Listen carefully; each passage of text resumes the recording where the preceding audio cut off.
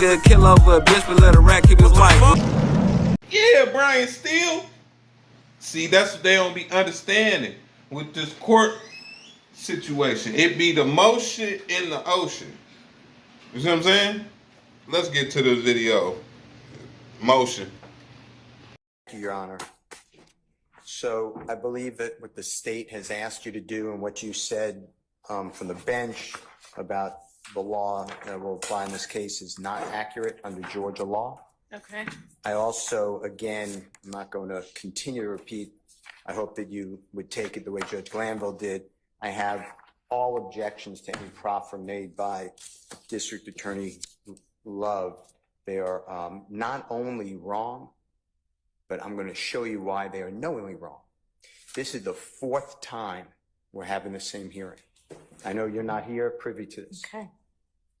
What Prosecutor Love did not tell you is the Georgia law that I've already handed to them. Judge Glanville has ruled on this 3 times. Okay. Every time telling the state the same thing, that they're wrong. So I'll go through it for the 4th time that Miss Love intentionally, I assume, she has a memory of this because she was here. I handed her all these cases.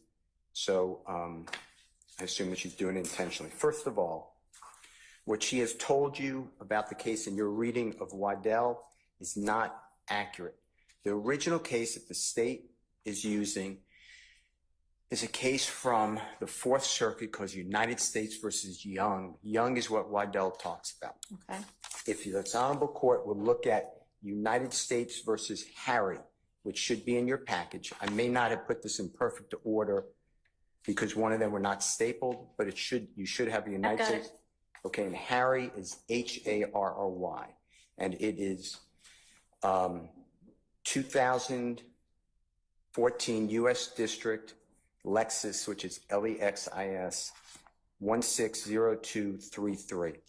And what happens in the Harry decision is the district court judge in New Mexico analyzed a beautiful analysis of the Young case. And that starts, Your Honor, on page 11 of 17 of the copy I've given this honorable court and the parties. And if you can turn to that page, if you don't mind. I'm there. On the left-hand side, the first full paragraph. And it reads, in United States versus Young, which is Y-O-U-N-G, the 4th Circuit did not explain its decision, but held only that the district court did not abuse its discretion. The holding in United States versus Young may be explained by the fact that the 4th Circuit was applying the previous version of Rule 16, which used the term evidence in chief. Unlike Judge Friedman in United States versus, and I'm just going to spell it if you don't mind, HSIA, the 4th Circuit did not define evidence in chief as case in chief. And then it goes through defining case in chief. The advisory note, I skipped 3 lines, Your Honor. The advisory committee notes to the 2002 amendments state that the change from evidence in chief to case in chief may be substantive in nature.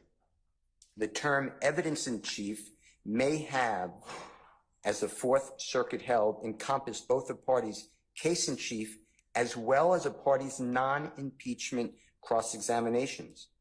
Even if the term evidence in chief encompassed all non-impeachment evidence, including cross-examination, this broad term does not mean that the term case in chief does as well.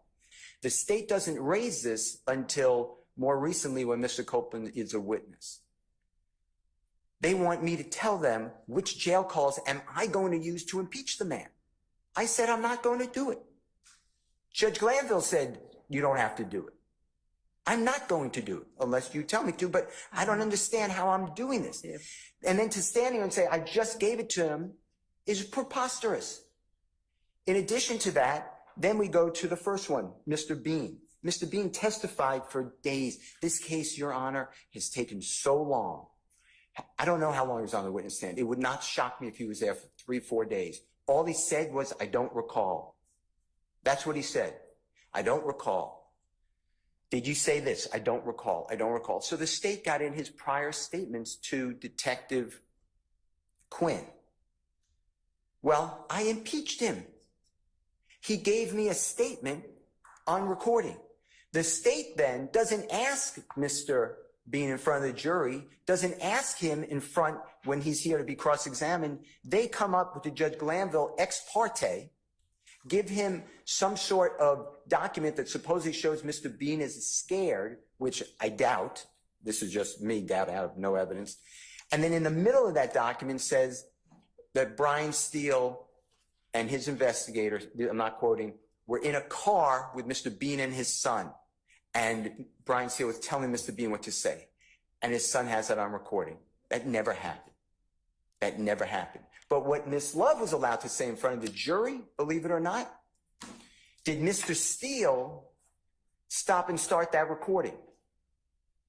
Mr. Bean said what he always says, I don't recall. I objected outrageous. Outrageous. It just flows right through. The same way Miss Love stands here today and says it's hard to hear, or whatever her words are, hard to decipher on an Apple iPhone. That did not happen. It is offensive.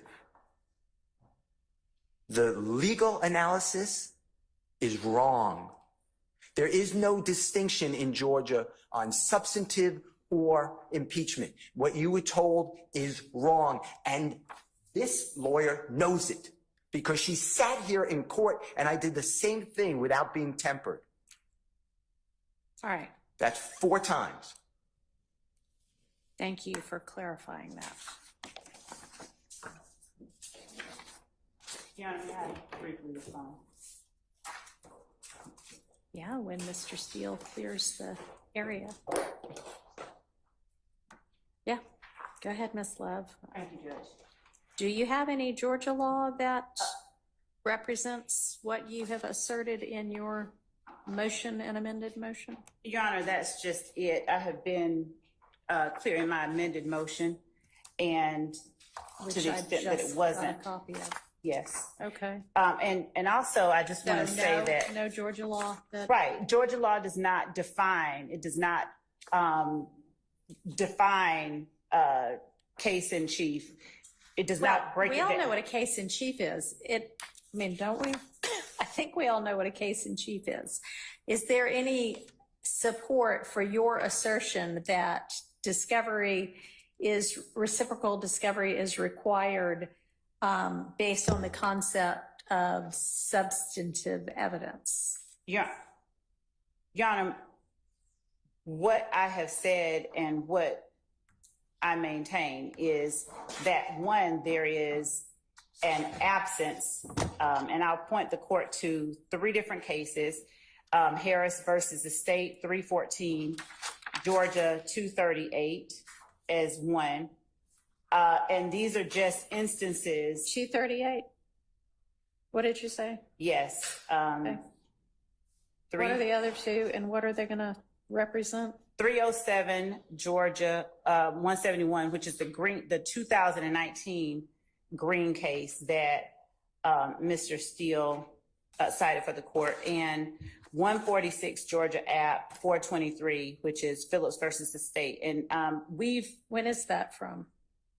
I'm sorry. What year? Just 1 second, Your Honor. That's a 78 case. Okay, so that one's not relevant at all. Old case. Because we have a new evidence code since 78. So, okay. And Your Honor, even with respect to the older case, the only thing that I was citing Phillips for was the proposition that in the absence of specific legislative or decisional case law on the particular issue that is at hand in Phillips, we commend the Federal Rules of Criminal Procedure, Rule 16, for guidance. Well, we've got a specific rule here now, don't we?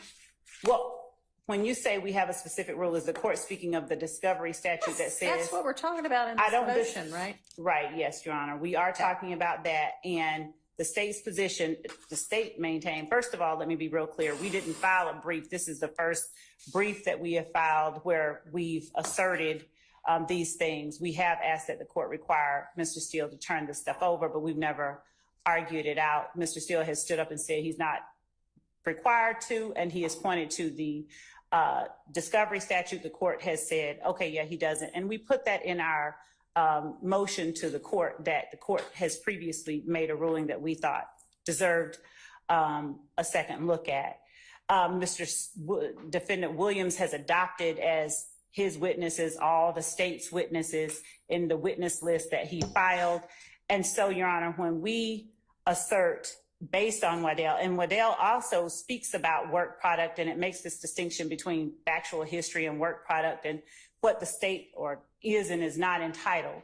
The state stands on its assertion regarding what the requirements are because of the fact that I understand the court's position that there is no misunderstanding about what case in chief means in Georgia.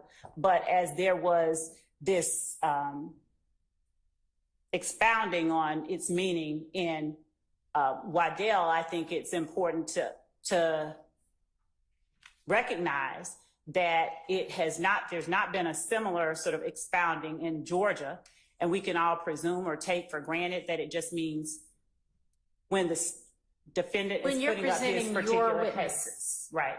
Okay, so do you have any case law in Georgia that supports the position you took in your motion that reciprocal discovery requirements are triggered based on whether you're presenting something as substantive evidence?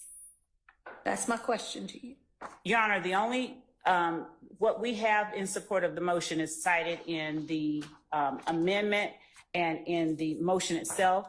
We have not ever presented or represented to the court that there was a Georgia case that addressed this issue, and the conclusion that is asserted in the state's filings are the result of the fact that, one, from our position, it's not addressed directly, that, you know, what case in chief specifically. So you are telling me that when our discovery statute says that the defendant is to produce or permit inspection and copying of whatever it is that they're in possession or control of, which the defendant intends to introduce as evidence in the defense case in chief or rebuttal at the trial, you think that there's some kind of lack of clarity about what that means? Is that what you're representing to the court? Your Honor, I'm representing that was the position that was taken. That was what was analyzed in the cases that we have cited in our amended amendment and supplement to our motion to compel. That is, in our position, a reasonable interpretation. And as we've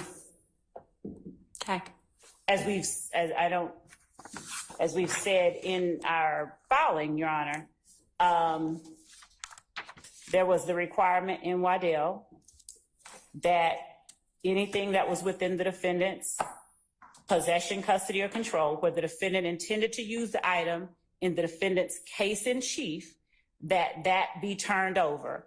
The Waddell court, Your Honor, in analyzing the meaning and understanding of case in chief, as the court correctly pointed out earlier, said that if it is going to be used as both impeachment and substantive evidence, that constitutes case in chief. From there, we made the assertion, the state's position, that if the defense intends, because there's nothing in Georgia law that analyzes it at this level, if the defense intends to introduce evidence as both impeachment and substantive evidence, then they have a duty to disclose it. And that is the origin of the state. That is the basis for our position. If you're right. And have you heard Mr. Steele argue 2 or 3 times before that that's not at all what Georgia law means? We've not made this argument before, so he I has don't not. mean in writing. Y'all have not No, had we have any literally discussion not- whatsoever What in we front have- of Judge Glanville about. As I have said What in my that means. motion, Your Honor, what we have argued, the state has said, Your Honor, they have a duty to disclose this. This is stuff that we are entitled. And Mr. Steele has said no, and citing the Georgia statute, he said we do not. I have never asserted, I've never made this distinction. I've never said that case in chief means if it's being presented as impeachment as substantive evidence. I've never made that. I've never made that argument in a written or oral filing. Okay. All right. Well, I would like for you to take your duty of candor to the court with a little bit more seriousness in the future, Ms. Your Honor, Love. respectfully, I take it very seriously. Whoa. Whoa. Whoa. I thought I'd never see the day that the prosecution to get called out by the judge and get cooked like stir fry. So, man, it's been an exciting day. And it's crazy because